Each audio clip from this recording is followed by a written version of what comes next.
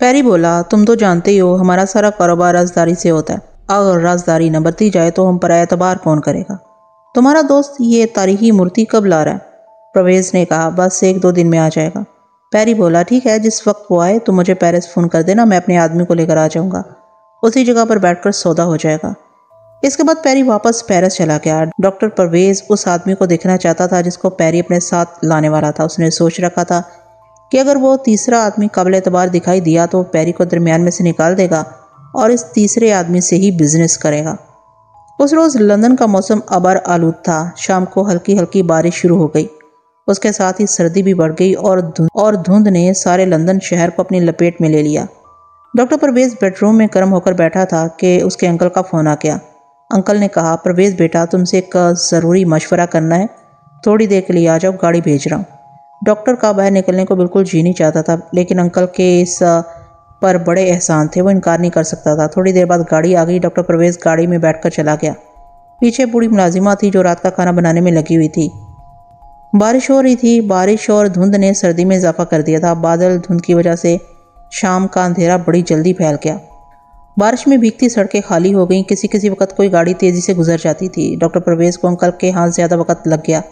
Uncle نے کہا، کھانا میرے ساتھ ہی کھا کر جانا، ملازمہ کو ریسٹ ہاؤس فون کر دیتا ہوں۔ اس نے ریسٹ ہاؤس کا نمبر ملا کر بوڑھی انگریز ملازمہ سے کہا کہ ڈاکٹر رات کا کھانا میرے ساتھ ہی کھائے گا، تم نے اگر کھانا تیار کر لیا تو اسے ریفریجریٹر میں رکھ دینا اور تالا لگا کر چلی جانا۔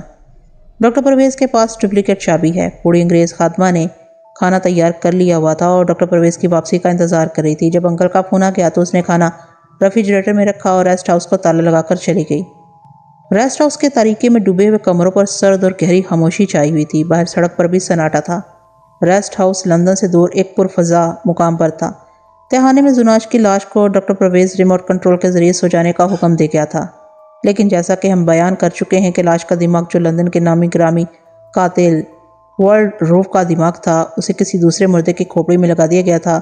اب آہستہ آہستہ بہت کچھ سوچنے لگا تھا۔ اس کے دماغ نے زناش کی لاش کو بتا دیا تھا کہ اس میں کیسے آدمی کا دماغ فٹ کر دیا گیا ہے جو کسی زمانے میں اپنی محبوبہ مارگریٹ کی بے وفائی کی وجہ سے قاتل بن گیا تھا۔ اس نے مارگریٹ کو بھی قتل کر دیا تھا اور اس کے سارے خاندان کو بھی ہلاک کر ڈالا تھا۔ اس کے بعد اس نے سینکڑوں لوگوں کو موت کے گھاٹ اتار دیا تھا۔ پھر اسے پولیس نے گرفتار کر لیا تھا، اس پر مقدمہ چلا تھا اور اسے عدالت نے پھانسی کی سزا سنا دی تھی۔ پھانسی دینے کے بعد حکومت نے اس کے دماغ کو ورلڈ روف کھوپڑی میں سے نکال کر لندن کے عجائب گھر میں رکھ دیا تھا۔ ڈاکٹر پرویز اس کے دوست ڈاکٹر دارا نے یہ دماغ چرا لیا تھا اور چرا کر ملک میں لے گئے تھے۔ ڈاکٹر پرویز اور اس کے دوست ڈاکٹر دارا نے یہ دماغ چرا لیا تھا اور چرا کر اپنے ملک میں لے گئے تھے اور اسے اپنی بنائی ہوئی لاش کی کھوپڑی میں اس طرح سے فٹ کر دیا تھا کہ دماغ کی ساری رگیں جسم کی دوسری رگوں سے جوڑ دی تھی۔ اصل میں وہ لندن کے عجائب گھر سے دنیا کے سب سے بڑے سائنسدان کا دماغ چرانے ڈاکٹر پرویز اس کے دوست ڈاکٹر دارا نے یہ دماغ چرا لیا تھا اور چرا کر اپنے ملک میں لے گئے تھے۔ اسے اپنی بنائی ہوئی لاش کی کھوپڑی میں اس طرح سے فٹ کر دیا تھا کہ دماغ کی ساری رگیں جسم کی دوسری رگوں سے جوڑ دی گئی تھی۔ اصل میں وہ لندن کے عجائب گھر سے دنیا کے سب سے بڑے سائنسدان کا دماغ چرانے کے لیے آئے تھے، لیکن غلطی سے دنیا کے سب سے بڑے قاتل کا دماغ چرا کر لے آئے تھے۔ رگوں کے ایک دوسرے سے منسلک ہو جانے کی وجہ سے اندر ہی اندر زناش کی لاش کے دماغ نے کام کرنا شروع کر دیا تھا۔ اسے اپنا سارا ماضی یاد آ گیا تھا، اسے اپنی محبوبہ مارگریٹ بھی یاد آ گئی تھی۔ لاش کو یہ بھی احساس ہو چکا تھا کہ ڈاکٹر پرویز اس کو اپنا غلام بنا کر اسے اپنی مرضی کے مطابق لوگوں کو قتل کرواتا اور ڈاکے ڈلوانا چاہتا ہے۔ ڈاکٹر پرویز نے زناش کی لاش کی مدد سے کچھ لوگوں کو قتل بھی کروایا تھا اور بینکوں میں ڈاکے بھی ڈلوائے تھے۔ اس وقت بھی نیم روشن تہانے کے اسٹریچر پر لیٹی ہوئی لاش یہی سوچ رہی تھی۔ لاش کا دماغ کسی شریف آدمی کا دماغ نہیں تھا، وہ ایک خوفناک قاتل کا دماغ تھا۔ چنانچہ لاش کے دماغ نے ڈاکٹر پرویز کی غلامی سے چھٹکارا حاصل کرنے اور اپنی محبوبہ مارگریٹ کی قبر کو تلاش کرنے کا فیصلہ کر لیا تھا۔ اسے اتنا یاد تھا کہ اس کی محبوبہ مارگریٹ کو لندن کے جنوب میں ایک پرانے قبرستان میں دفن کیا گیا تھا۔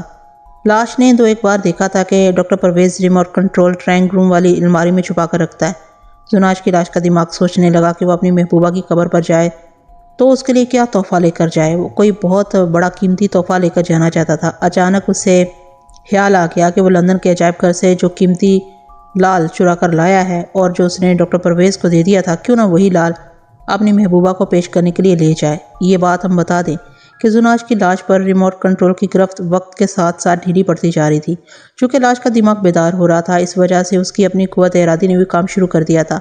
اس کے باوجود زناش کی لاش ریموٹ کنٹرول کو اپنے قبضے میں کر لینا چاہتی تھی۔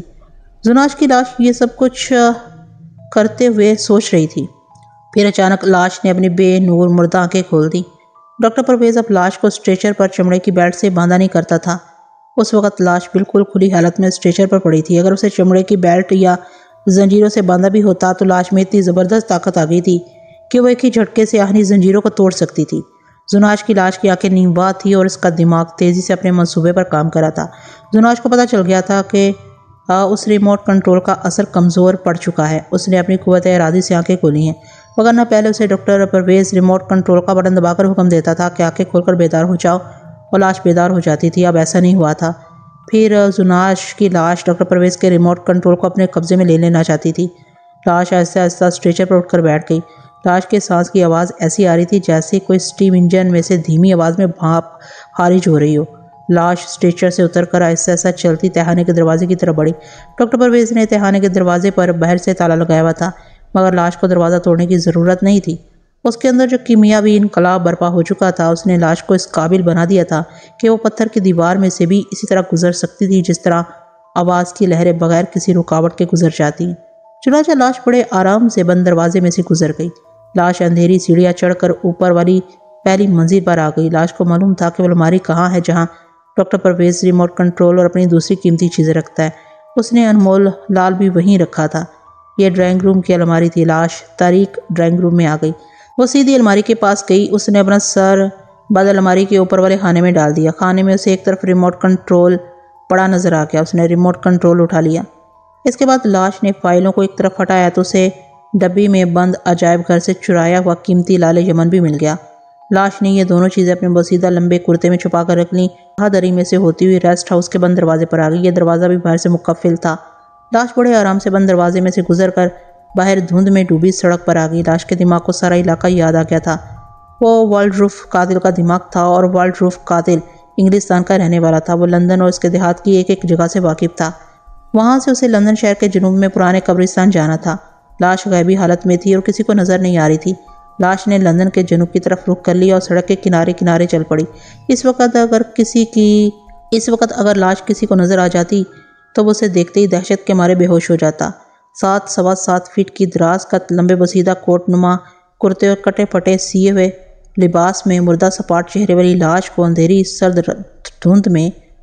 سرد دھند میں ڈوبی سڑک پر جاتے دیکھ کر کوئی بھی بے ہوش ہو سکتا تھا۔ زناش کی لاش کو احساس ہوا کہ وہ آہستہ آہستہ چل رہا ہے اور اس کے چلتے وہ صبح ہی لندن پہنچے گا، جبکہ وہ اپنی محبوبہ کی قبر پر بڑی جلدی پہنچنا چاہتا تھا۔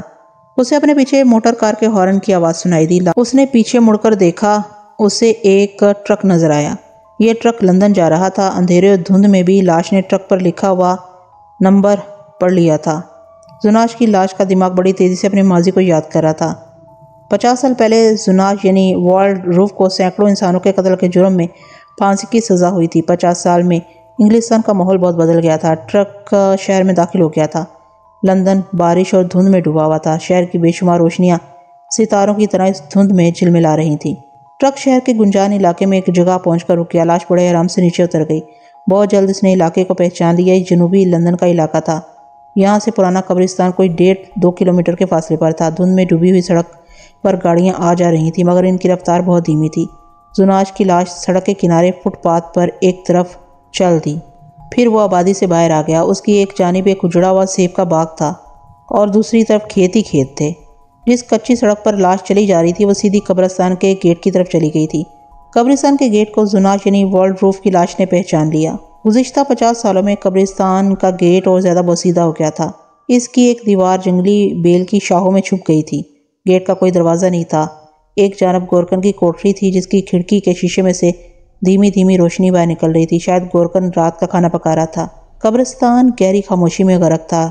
کوہر کی ایک ٹیری مٹیری چادر پتلے بادل کی طرح قبروں کے اوپر پھیلی ہوئی تھی۔ خاموشی اس قدر تھی کہ زناش کی لاش کو بھی اپنے کان سنسناتے محسوس ہونے لگے تھے۔ اس نے مارگریٹ کی قبر نہیں دیکھی تھی۔ جب لاش یعنی والڈروف نے مارگریٹ اور اس کے سارے گھر والوں کو قتل کیا تھا تو وہ لندن میں روپوش ہو گیا تھا۔ ویسے بھی اسے مارگریٹ کے جنازے میں شرکت کرنے کی کیا ضرورت تھی؟ وہ تو اسے بے وفا سمجھ رہا تھا، حالانکہ وہ لڑکی ایسی نہیں تھی۔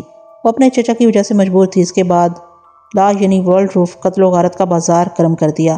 اس نے لندن میں 50-60 قتل کیے اور پیرس آ گیا، وہاں بھی اس نے 100 کے قریب فحشہ عورتوں یعنی طوائفوں کو قتل کیا اور پھر ملکوں بھاگتا رہا۔ وہ جانتا تھا کہ مارگریٹ کی قبر پر اس کے نام کا کتبہ ضرور لگا ہوا ہوگا۔ زناش ٹوٹی پھوٹی قبروں کے درمیان شبنم اور بارش میں بھیگی ہوئی لمبی لمبی گھاس پر چلتا ایک ایک قبر کو جھک کر دیکھ رہا تھا۔ آخر اسے ایک کتبہ نظر آیا جو کہ ایک طرف کو جھکا ہوا تھا۔ زناش نے کتبے کو سیدھا کر کے پڑھا تو اس پر لکھا تھا مس مارگریٹ ڈنکن۔ اس کے نیچے مارگریٹ کی تاریخ پیدائش اور تاریخ وفات لکھی ہوئی تھی۔ وہ کچھ دیر قبر کو ٹکٹکی باندھے دیکھتا رہا۔ مارگریٹ کے سارے خاندان کو زناش نے قتل کر ڈالا تھا، وہیں ساتھ ہی مارگریٹ کے خاندان کے دوسرے افراد کی قبریں بھی تھیں۔ زناش کے حلق سے عجیب سی آواز نکلی جیسے مارگریٹ سے اپنے گناہوں کی معافی مانگ رہا ہو۔ اچانک زناش کو کسی کے قدموں کی آہٹ سنائی دی۔ اس نے آہستہ آہستہ گھوم کر پیچھے دیکھا، وہاں کوئی نہیں تھا۔ اس کو اس طرح محسوس ہوا جیسے کوئی آہیں بھرتا اس کے قریب سے گزر گیا ہو۔ زناش قبرستان کی تاریکی اور دھند میں بھی دیکھ رہا تھا۔ اسے قبرستان کی جھکی ہوئی شاخوں والے درخت ایسے لگ رہے تھے جیسے وہ قبروں پر جھک کر مرنے والوں کا ماتم کر رہے ہیں۔ زناش کچھ دیر مارگریٹ کی قبر پر بالکل خاموش اور ساکت کھڑا رہا، پھر وہاں سے چل پڑا۔ وہ قبرستان کے گورکن کی کوٹری کے پاس آ کر رک گیا۔ گورکن سٹول پر بیٹھا پیالے میں سوپ پی رہا تھا۔ کوٹری کی بتی روشن تھی۔ زناش پیچھے ہٹا تو اس کا ہاتھ کھڑکی کے شیشے سے ٹکرا گیا۔ اس آواز پر گورکن نے کھڑکی کی طرف دیکھا۔ وہ اٹھ کر آیا۔ اس نے کھڑکی کھول کر باہر جھانکا اور پوچھا کون ہے؟ زناش چند قدم کے فاصلے پر کھڑا ہوا تھا، گورکن کو دیکھ رہا تھا۔ گورکن نے کھڑکی بند کر دی اور پیچھے ہٹ کر سٹول پر بیٹھ گیا، سوپ پینے لگا۔ زناش کی لاش قبروں کی طرف مڑ گئی۔ ایک جگہ بہت سی قبریں بنی ہوئی تھیں۔ اچانک زناش کو مارگریٹ کے لباس کی دھیمی سی خوشبو آئی۔ یہ خوشبو مارگریٹ کے کپڑوں سے اکثر آیا کرتی تھی۔ زناش نے چونک کر دائیں بائیں دیکھا۔ مارگریٹ اسے نظر نہیں آ رہی تھی، مگر اس کے دماغ کو یقین تھا کہ مارگریٹ کی روح وہیں کہیں موجود ہے، اسے دیکھ رہی ہے۔ زناش اپنے منہ سے مارگریٹ کا نام نہیں پکار سکتا تھا۔ اس نے حلق سے عجیب سی ڈراؤنی آواز نکالی۔ وہ مارگریٹ کو آواز دے رہا تھا۔ اس نے 2-3 بار اس قسم کی آوازیں نکالی مگر مارگریٹ کی روح نے کوئی جواب نہ دیا۔ خوشبو آہستہ آہستہ اس سے دور ہونے لگی۔ زناش کی لاش اس خوشبو کے پیچھے پیچھے چل پڑا۔ خوشبو قبرستان سے نکل کر ایک ویران علاقے کی طرف جا رہی تھی۔ کسی وقت خوشبو تیز ہو جاتی اور پھر اچانک دھیمی ہو جاتی، جیسے مارگریٹ کی روح کبھی زناش کے قریب آ جاتی اور کبھی سے دور ہو جاتی ہو۔ زناش اپنے حلق سے آواز نکال رہا تھا۔ تھوڑی دیر بعد سمجھ میں نہ آنے والی آواز میں مارگریٹ کو آواز دے رہا تھا اور چلتا بھی جا رہا تھا۔ مارگریٹ کی خوشبو جیسے اس کی رہنمائی کر رہی تھی۔ زناش ویران علاقے میں سے گزر گیا۔ سرد رات محیب خاموشی کی دھند میں ڈوبی ہوئی تھی۔ آگے ایک بہت بڑے تاریخی قلعے کے کھنڈر آ گئے۔ زناش کا دماغ اب اس قلعے کی تاریخ سے واقف تھا۔ یہ ہنری ہشتم کے زمانے سے بھی پہلے کا قلعہ تھا جو رومنوں نے تعمیر کروایا تھا۔ اب یہ بالکل کھنڈر بن چکا تھا۔ وہاں چھپکلیاں، خرگوش اور چوہے رہتے تھے۔ مارگریٹ کی خوشبو اسی قلعے کی طرف جا رہی تھی۔ زناش خوشبو کا پیچھا کرتا چلا جا رہا تھا۔ وہ قلعے کے اندر داخل ہو گیا۔ وہ کسی کو دکھائی نہیں دیتا تھا مگر ایک جنگلی بلی نے اسے دیکھ لیا تھا۔ اسے دیکھتے ہی بلی نے خوفزدہ ہو کر ایک چیخ ماری اور وہاں سے دیوانہ وار بھاگ گئی۔ زناش کے ایک ہاتھ میں ڈاکٹر پرویز کا ریموٹ کنٹرول اور دوسرے ہاتھ میں لندن کے عجائب گھر سے چرایا ہوا قیمتی لال تھا۔ مارگریٹ کی روح کی خوشبو اچانک غائب ہو گئی۔ زناش ادھر ادھر دیکھنے لگا۔ اس نے حلق سے عجیب ڈراؤنی آوازیں نکال کر مارگریٹ کو آوازیں دیں مگر مارگریٹ کی روح ظاہر نہ ہوئی۔ پھر زناش نے آسمان کی طرف منہ کر کے ایک ڈراؤنی چیخ ماری اور اس کے ساتھ ہی مارگریٹ کی روح کی خوشبو آنا شروع ہو گئی۔ یہ خوشبو قلعے کے کھنڈر کی سیڑھیوں میں سے آ رہی تھی جو اوپر قلعے کی دوسری منزل کو جاتی تھی۔ زناش دوسری منزل پر آ گیا۔ دوسری منزل پہلی منزل سے زیادہ ویران اور ڈراؤنی تھی۔ زمین پر انسانی جسموں کی ہڈیاں بکھری پڑی تھیں۔ اچانک زناش کو مارگریٹ کی آواز سنائی دی۔ زناش نے چونک کر جدھر سے آواز آئی تھی اس طرف دیکھا۔ آواز ایک بند کوٹری میں سے آ رہی تھی۔ زناش کوٹری کے بند دروازے میں سے گزر گیا۔ دوسری جانب ایک کھلا کمرہ تھا جس کے فرش پر مٹی جمی ہوئی تھی۔ بالکنی پر پھولدار بیل چڑھی ہوئی تھی۔ بالکنی باہر کی جانب تھی۔ زناش کو اندھیرے میں بالکنی میں ایک انسانی سفید سایہ نظر آیا۔ زناش کی لاش بالکنی کے قریب آ گئی۔ زناش نے حلق سے آواز نکال کر کچھ کہا۔ وہ مارگریٹ سے اپنے گناہوں کی معافی مانگ رہا تھا۔ اچانک اسے مارگریٹ کی دھیمی آواز سنائی دی۔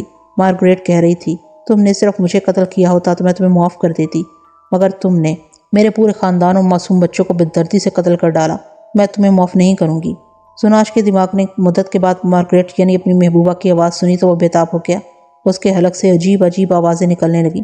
مارگریٹ کی روح کی دھیمی آواز آئی، والٹروف، میں جانتی ہوں تمہارا جسم مختلف جسموں کے اعضاء جوڑ کر بنایا گیا ہے۔ تمہارا جسم تمہارا اپنا نہیں ہے۔ اس جسم میں صرف تمہارا دماغ تمہارا اپنا ہے۔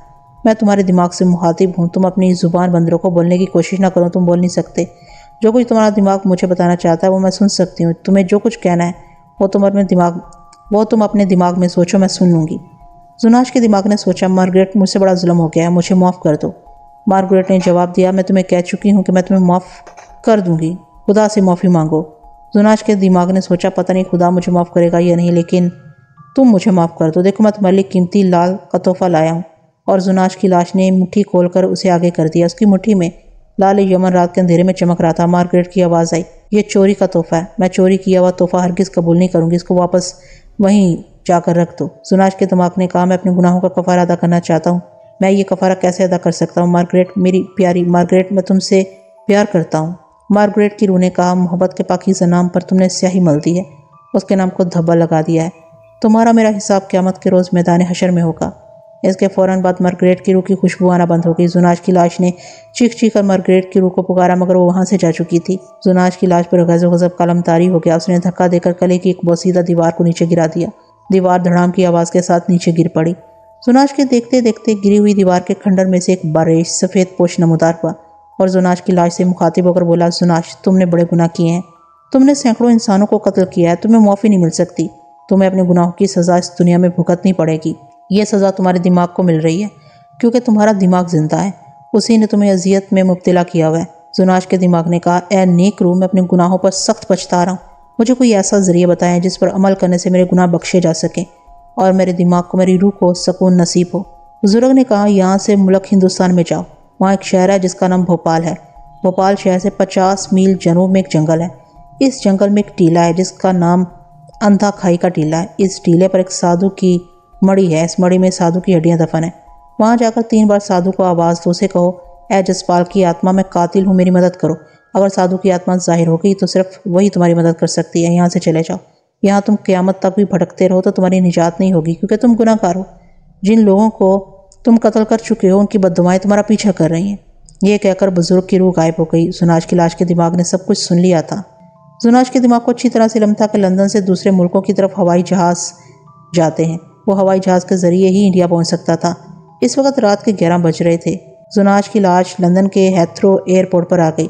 ایئرپورٹ پر بڑی رونق تھی، چونکہ زناش کو کوئی دیکھ نہیں سکتا تھا، اس لیے وہ بڑی بے فکری سے ایئرپورٹ پر چل پھر رہی تھی۔ زناش کا دماغ ایک انگریزی پڑھے لکھے آدمی والڈروف کا دماغ تھا، وہ انگریزی پڑھ سکتا تھا۔ اس نے ایک جگہ لکھا ہوا دیکھا کہ لندن سے ایک پرواز انڈیا کے شہر دہلی رات کے 2 بجے جانے والی ہے۔ زناش کو ٹکٹ خریدنے اور سیٹ وغیرہ بک کرانے کی ضرورت نہیں تھی، وہ ٹرانزٹ روم میں آ کر ایک خالی کرسی پر بیٹھ گیا اور رات کے 2 بجنے کا انتظار کرنے لگا۔ جب رات کا 1:30 بجا تو انڈیا جانے والے مسافر وہاں آنے شروع ہو گئے۔ دوسرے مسافروں کے پیچھے پیچھے زناش بھی گیٹ میں سے گزر کر بس میں سوار ہو گیا۔ بس رن وے پر جہاں جہاز کھڑا تھا ایک طرف آ کھڑی ہوئی۔ لندن سے پرواز کرنے کے بعد جہاز دبئی آ کر رکا تو وہاں کئی مسافر اتر گئے۔ تب زناش بھی ایک سیٹ پر بیٹھ گیا۔ دہلی سے زناش نے بھوپال کے شہر جانا تھا، اس سے پہلے وہ انڈیا کبھی نہیں آیا تھا۔ وہ ایئرپورٹ پر ہی بیٹھا رہا اور جہاں جہازوں کی آمد و رفت کا بورڈ لگا ہوا تھا اس کے سامنے جا کر کھڑا ہو گیا۔ وہاں شہروں کے نام اور ان کے آگے وہاں جانے والے جہازوں کے نمبر اور ٹائم لکھا ہوا بار بار آ رہا تھا۔ زناش نے بھوپال شہر کے آگے لکھا ہوا جہاز کا نمبر اور اس کا وقت نوٹ کر لیا۔ یہ جہاز دوپہر کے 4 بجے جانے والا تھا۔ زناش وہیں ایئرپورٹ پر ایک طرف ہو کر بیٹھا رہا۔ جب بھوپال جانے والا جہاز رن وے پر آ کر رکا، اس کا اعلان ہوا تو زناش بھی دوسرے مسافروں کے ساتھ اس جہاز پر سوار ہو گیا۔ پھر جہاز بھوپال کی طرف ٹیک آف کر گیا۔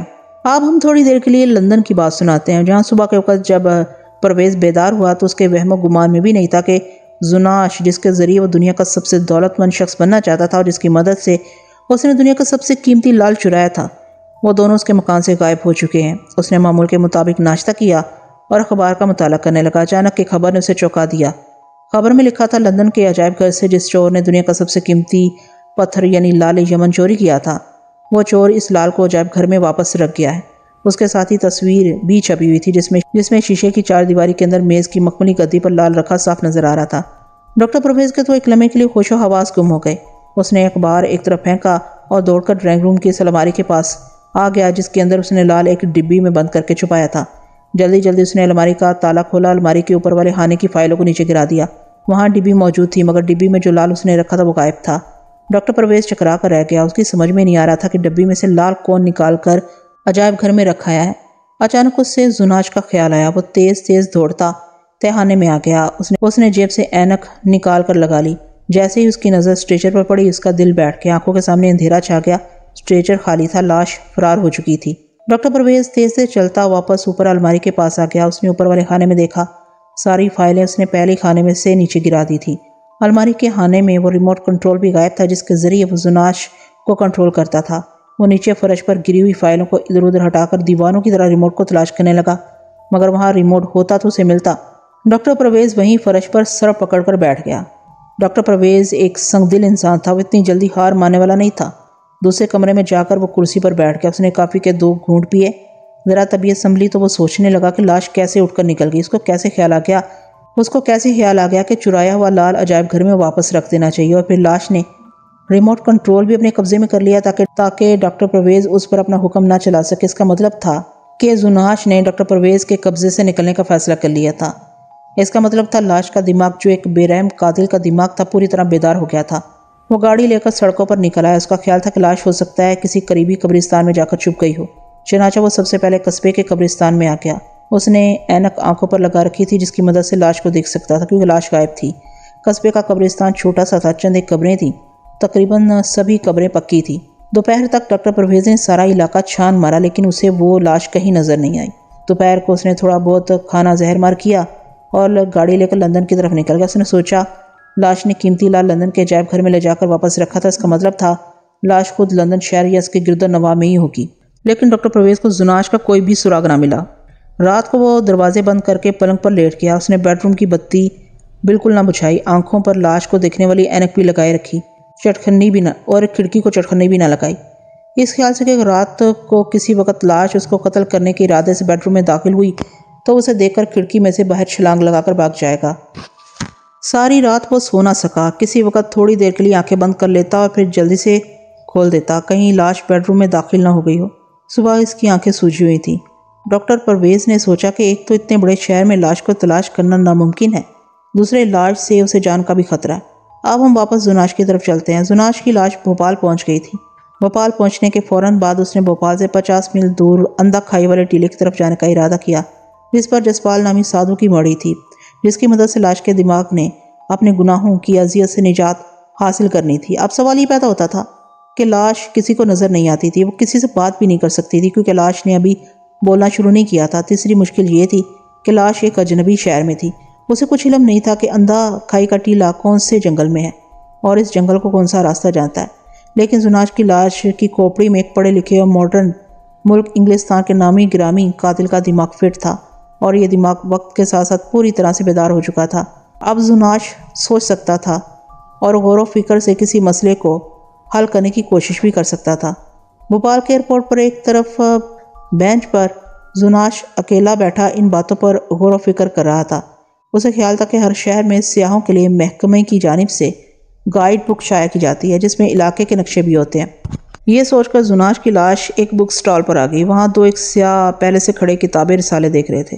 لاش نے کاؤنٹر پر پڑے ہوئے رسالوں اور کتابوں کا جائزہ لیا۔ ایک طرف اسے شیلف کے اوپر چھوٹی سی چٹ لگی ہوئی دکھائی دی جس پر گائیڈ بکس لکھا ہوا تھا۔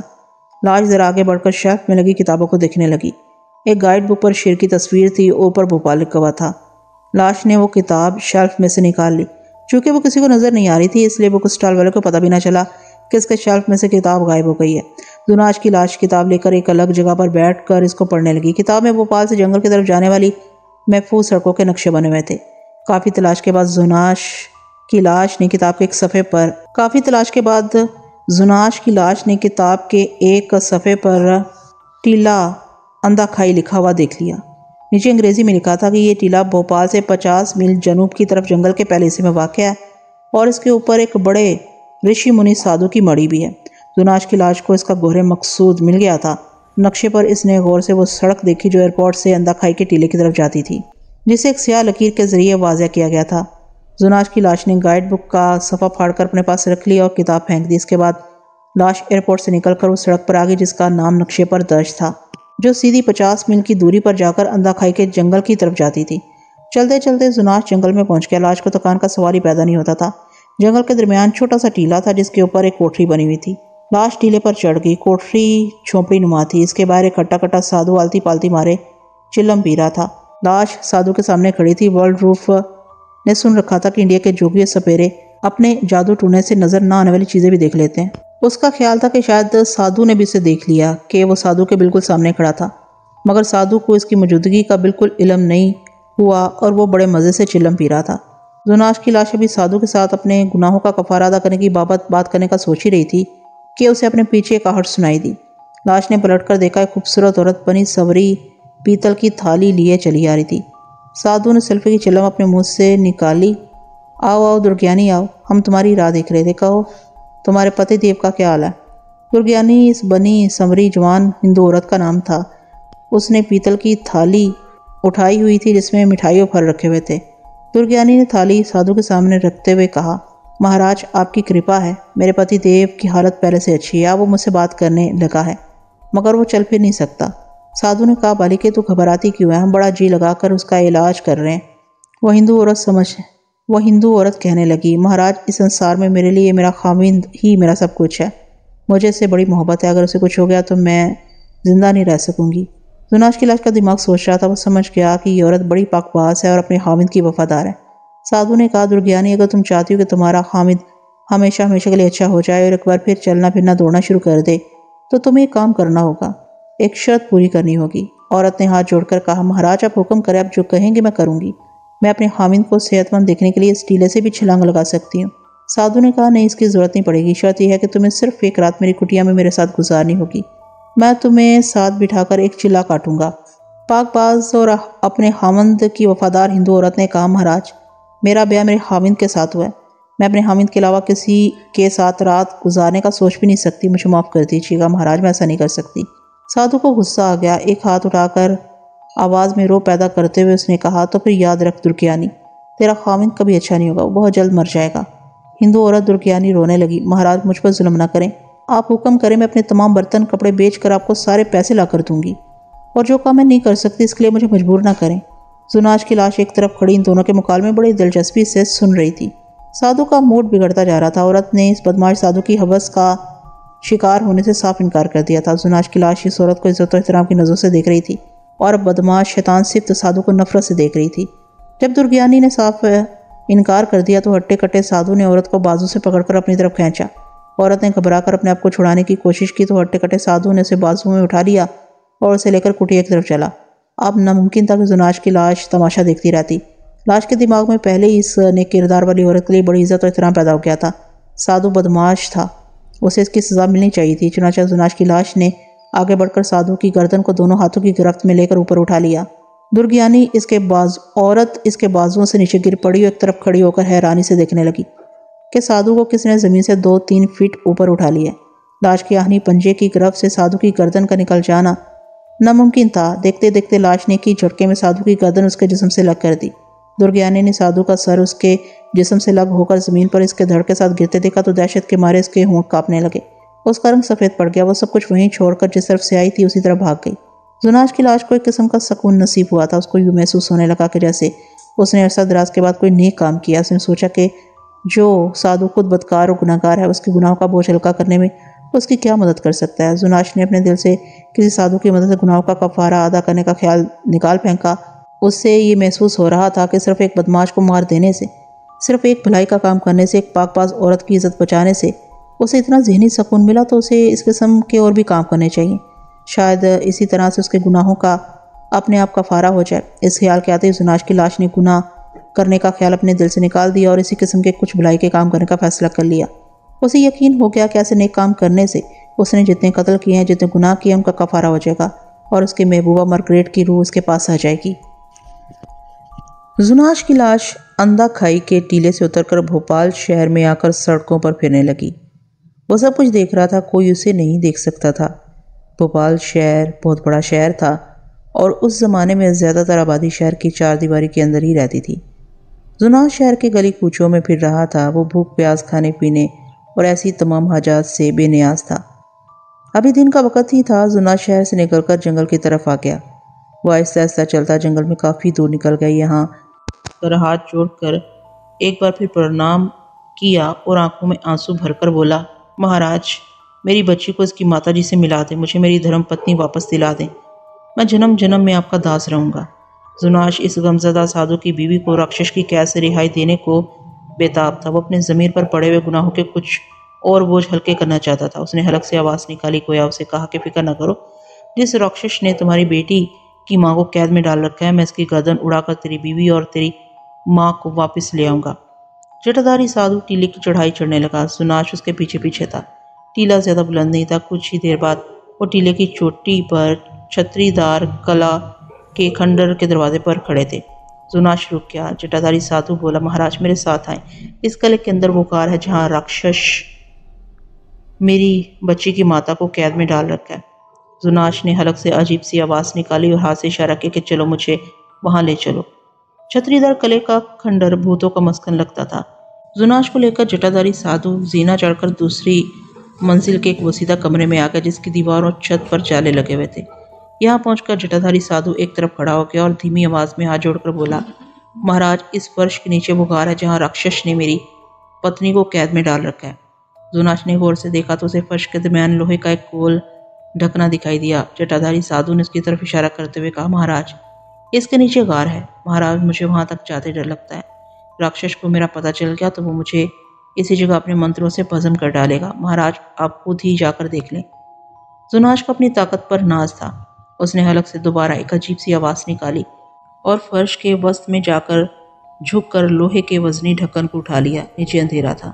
جیسے ہی زناش اندھیرے میں جھانکنے کے واسطے جھکا، جٹادھاری سادھو اسی گھڑی کے انتظار میں تھا۔ وہ دوڑ کر آیا اور اسے پہلے کہ زناش پیچھے مڑ کر دیکھ سکے، جٹادھاری سادھو نے اپنی پوری طاقت سے زناش کو دھکا دیا اور وہ اندھیرے کنویں میں گر پڑا۔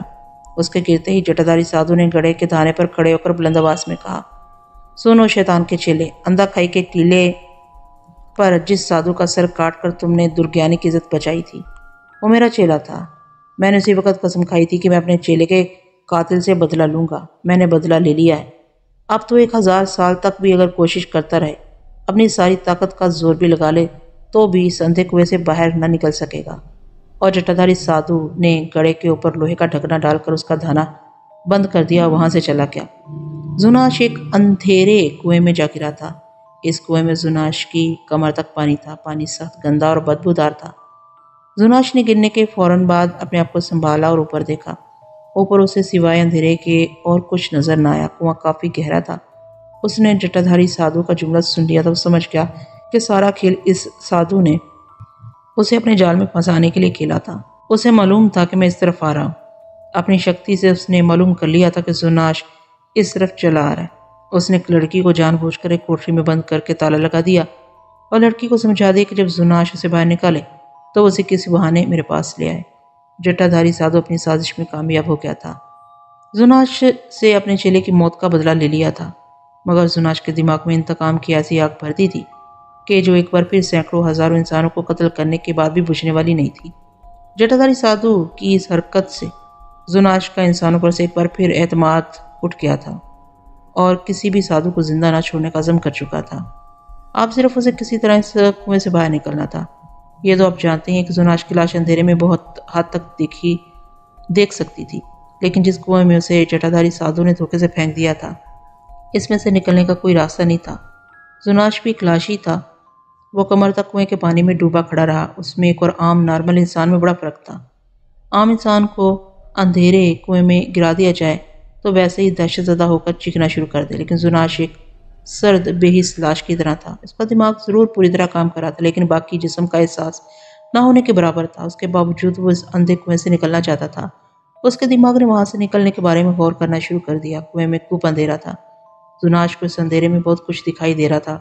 اس کو کنویں کی دیوار کی اینٹیں دکھائی دے رہی تھیں جن پر کائی جمی ہوئی تھی اور یہ کہیں سے باہر نکلی ہوئی تھی اور کہیں سے اندر کو دھنسی ہوئی تھی۔ زناش کی لاش نے ہاتھ لگا کر کنویں کی دیوار کی اینٹوں کو ٹٹولا۔ ہر اینٹ اپنی جگہ پر پختگی سے لگی ہوئی تھی۔ اچانک اسے ایک باریک سیٹی کی آواز سنائی دی۔ یہ آواز تھوڑی دیر بلند ہو کر خاموش ہو گئی۔ زناش اپنی نیم و مردہ آنکھوں سے کنویں کی دیوار کی طرف دیکھ رہا تھا جہاں سے اس کے خیال میں سیٹی کی آواز آئی تھی۔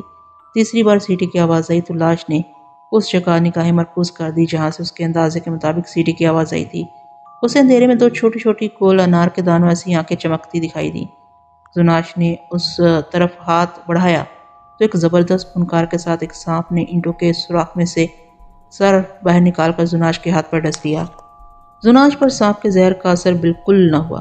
اسے صرف سانپ کے 2 دانتوں کی چبھن ہی محسوس ہوئی۔ اس نے دوسری بار سانپ کو پکڑنے کے لیے ہاتھ آگے بڑھایا تو سانپ نے دوبارہ اسے ڈس دیا، لیکن اب زناش نے سانپ کو پکڑ لیا تھا۔ اس نے سانپ کو آنکھوں کے سامنے لا کر غور سے دیکھا۔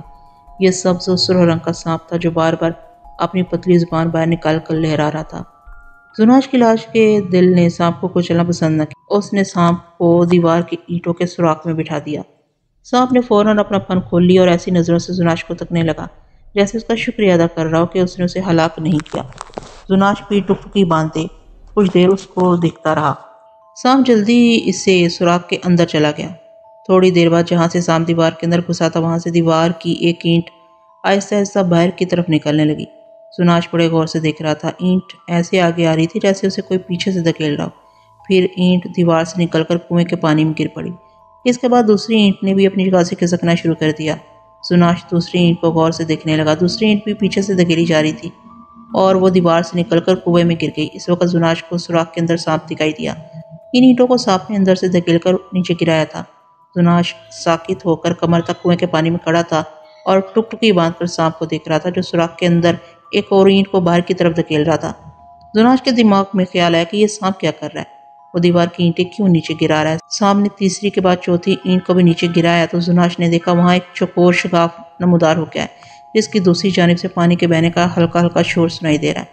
زناش نے شگاف میں جھانک کر دیکھا، سانپ غائب ہو چکا تھا۔ شگاف کے اندر پتھروں کے درمیان ایک نالا بہہ رہا تھا۔ زناش نے دونوں ہاتھوں کی مدد سے دیوار کی 10-12 اینٹیں گرا دیں۔ شگاف چوڑا ہو گیا، اب دیوار میں ایک راستہ بن گیا تھا۔ زناش شگاف کے اندر داخل ہو کر دوسری طرف نالے میں آ گیا۔ نالے میں پانی اس کی پنڈلیوں تک تھا۔ یہ ایک طویل سرنگ تھی۔ نالے کا پانی سرنگ میں آگے کی طرف جا رہا تھا۔ زناش بھی آگے کی طرف چلنے لگا۔ سرنگ کی چھت زیادہ اونچی نہیں تھی۔ زناش کو جھک کر چلنا پڑ رہا تھا۔ سرنگ کبھی دائیں طرف مڑ جاتی، کبھی بائیں طرف مڑ جاتی تھی۔ زناش آہستہ آہستہ پانی میں چلتا جا رہا تھا۔ سرنگ چوڑی ہونے لگی، اس کی چھت بھی اونچی ہونے لگی۔ پھر سرنگ ایک ایسی جگہ پہنچ گئی جہاں کافی کشادہ دلان سا تھا۔ نالا اسی دلان کے کنارے کنارے دیوار کے ساتھ بہتا ہوا آگے دیوار کی تنگ سرنگ میں داخل ہو رہا تھا۔ زناش نالے سے باہر نکل آیا۔ اس نے کھڑے ہو کر ایسا ایسا اپنا سر اوپر اٹھا کر چھت کی طرف دیکھا۔ چھت کافی اونچی تھی۔ اس کا دماغ سوچ رہا تھا کہ یہ سرنگ کس نے بنائی ہے۔ دالان میں پتھر کے ناتراشیدہ ستون تھے جو زمین سے لے کر چھت تک چلے گئے تھے۔ فضا میں ہلکا ہلکا اندھیرا تھا۔ اس اندھیرے میں زناش بخوبی دیکھ سکتا تھا۔ اس نے دالان کی پتھریلی دیواروں کا جائزہ لیا۔ ایک جگہ دیوار میں گزرنے کے لیے خالی جگہ تھی۔ زناش اس کی طرف بڑھا۔ یہ بغیر کواڑوں کے دیوار میں ایک تنگ سا دروازہ بنا تھا۔ اس کے دوسری جانب ایک اور سرنگ تھی۔ زناش اس سرنگ میں داخل ہو گیا۔ وہ باہر نکلنے کا کوئی راستہ تلاش کر رہا تھا۔ یہ سرنگ ایک تنگ و تاریک گلی کی طرح تھی۔ زناش قدم قدم بیماروں کی طرح چلتا سرنگ کا ایک اور موڑ گھوم گیا۔ آگے سرنگ بند تھی، سامنے دیوار آگی۔ زناش رک گیا اور سرنگ کی دیوار کو تکنے لگا۔ اچانک اسے ایک آواز سنائی دی۔ زناش نے آواز پر کان لگا دی۔ یہ آواز کسی عورت کی تھی جو ایسا ایسا رو رہی تھی۔ زناش نے دیوار کے ساتھ کان لگایا۔ عورت کے رونے کی آواز دیوار کی دوسری جانب سے آ رہی تھی۔ زناش حیران ہوا کہ یہ کون عورت ہے جو دیوار کی دوسری طرف رو رہی ہے۔ عورت کے رونے کا انداز ایسا تھا جیسے وہ سخت بے بسی اور سخت اذیت کی حالت میں ہو۔ اس کے ساتھ ہی زناش کو ٹھک ٹھک کی ہلکی سی آواز بھی سنائی دی۔ زناش کی لاش نے دونوں ہاتھوں سے دیوار کو ٹٹول کر دیکھا کہ شاید وہاں دوسری طرف جانے کے لیے کوئی خفیہ راستہ بنا ہو، مگر اس سے کوئی سوراخ، کوئی شگاف نہ ملا۔ زناش نے دونوں ہاتھ دیوار کے ساتھ لگا کر دیوار کو دوسری طرف دھکا دیا۔ دیوار اپنی جگہ سے بالکل نہ ہلی۔ زناش کے دماغ کو یقین ہو گیا تھا کہ دوسری طرف باہر نکلنے کے لیے کوئی راستہ موجود ہے۔ اس کے اندر 10-12 آدمی کی طاقت تھی۔ اس نے دونوں ہاتھوں سے دیوار کو پوری طاقت سے دھکا دیا۔ دیوار درمیان میں سے ٹوٹ کر گر پڑی۔ وہاں ایک کافی بڑا شگاف نمودار ہو گیا۔ زناش کی لاش نے شگاف میں سے دوسری طرف دیکھا۔ دوسری جانب ایک وسیع دالان تھا جس کے وسط میں ایک چھوٹا سا تالاب تھا۔ اندھیرے میں زناش کو تالاب کی سطح پر ایک عورت کی لاش دکھائی دی۔ رونے کی آواز اسی لاش کی تھی۔ دیوار کے گرنے سے عورت کے رونے کی آواز ایک لمحے کے لیے رک گئی۔ زناش شگاف میں سے دوسری طرف آ گیا۔ تالاب کے کنارے کنارے پتھروں کی بڑی بڑی سلوں کے اوپر بڑے بھیانک چہروں والے بت رکھے ہوئے تھے۔ عورت کے رونے بین کرنے کی آواز ایک بار پھر شروع ہو گئی۔ روتے روتے عورت نے کہا، زناش میری مدد کرو، مجھے بچا لو، مجھے بچا لو۔ زناش نے تالاب کے کنارے آ کر غور سے عورت کی طرف دیکھا۔ عورت ایک بے حس و حرکت لاش کی طرح پانی کی سطح پر پڑی ہوئی تھی۔ اس کے سر پر ایک کالا سانپ کنڈلی مارے بیٹھا تھا اور عورت کے ماتھے پر بار بار ڈس رہا تھا۔ اس کے ڈسنے سے ہلکی ٹھک ٹھک کی آواز پیدا ہو رہی تھی۔ عورت کی لاش نے زناش کو دیکھ لیا تھا۔ اس نے کراتے ہوئے کہا، زناش مجھے اس سانپ سے نجات دلاؤ، میں سخت تکلیف میں ہوں۔ زناش نے اپنا ہاتھ سانپ کی طرف بڑھایا تو سانپ نے پھنکار مار کر زناش کے ہاتھ پر ڈس دیا، مگر اس کے زہر کا زناش کی لاش پر کوئی اثر نہ ہوا۔ زناش نے سانپ کو گردن سے پکڑ کر عورت کے سر کے اوپر سے اٹھا لیا اور دونوں ہاتھوں میں پکڑ کر اسے کچل کر تالاب سے باہر پھینک دیا۔ عورت نے ایسے سانس لیا جیسے ایک طویل عرصے کے بعد اسے سکون اور راحت نصیب ہوئی ہو۔ زناش بول نہیں سکتا تھا، صرف حلق سے عجیب و غریب ڈراؤنی آوازیں ہی نکال سکتا تھا، مگر ان آوازوں کا ایک مفہوم ہوتا تھا۔ اس نے غور سے عورت کے چہرے کو دیکھا۔ عورت خوش شکل تھی، مگر سانپ کے زہر سے اس کا چہرہ سیاہ پڑ چکا تھا۔ سانپ کے ہلاک ہونے کے بعد عورت کی لاش میں جان پیدا ہو گئی تھی۔ اس نے زناش سے کہا، زناش، میرا ہاتھ پکڑ کر مجھے تالاب سے باہر نکالو۔ زناش نے اپنا لمبا بازو عورت کی طرف بڑھایا۔ عورت نے اس کے ہاتھ کو پکڑ لیا۔ زناش نے عورت کو تالاب سے باہر نکال دیا۔ عورت تالاب کے کنارے لیٹ گئی۔ اس نے ساڑی پہن رکھی تھی جو اس کے جسم کے ساتھ چمٹی ہوئی تھی۔ عورت کے بال بھی گیلے اور الجھے ہوئے تھے۔ زناش نے حلق سے آواز نکال کر عورت سے پوچھا، تم کون ہو یہاں، اور کیا یہاں سے باہر نکلنے کا کوئی راستہ ہے؟ یہ جملہ زناش کی لاش کی زبان سے ادا نہیں ہوا تھا، مگر اس کے دماغ نے یہ جملہ سوچا تھا۔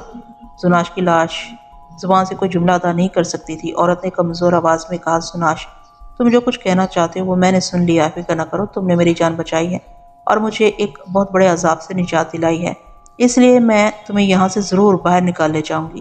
اب جب زناش کے دماغ پر یہ انکشاف ہوا کہ یہ عورت اس کے دماغ میں گھومتے ہوئے خیالات و جملوں کو پڑھ لیتی ہے، تو زناش نے اپنے دماغ میں دہرایا، تم کون ہو؟ تمہیں میرا نام کیسے معلوم ہوا؟ یہاں سے باہر جانے کا راستہ کس طرف ہے؟